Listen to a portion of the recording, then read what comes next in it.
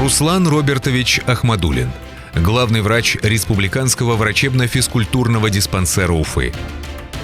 Окончил Башкирский медицинский университет и с 1999 года работал физиотерапевтом. Летом 2022 года возглавил первую выездную медицинскую бригаду из Башкортостана в Луганскую Народную Республику. С коллегами лечил мирных жителей в зоне специальной военной операции в городе Красный Луч. С марта 2023 года Руслан Ахмадуллин – главный врач Республиканского врачебно-физкультурного диспансера Уфы. Он помогает пациентам реабилитироваться после операций, восстановиться и укрепить здоровье. Одна из основных задач для Руслана Ахмадуллина – обеспечить доступность спортивной медицины и развивать медицинскую реабилитацию в Башкортостане. Здесь призвание, наверное, только одно – это помогать людям.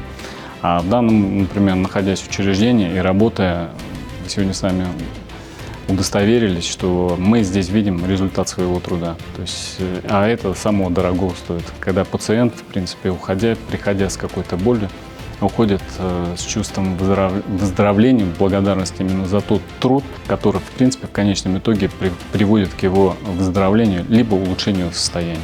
Указом главы Башкортостана Радия Хабирова Руслану Ахмадуллину вручили почетную грамоту Республики Башкортостан.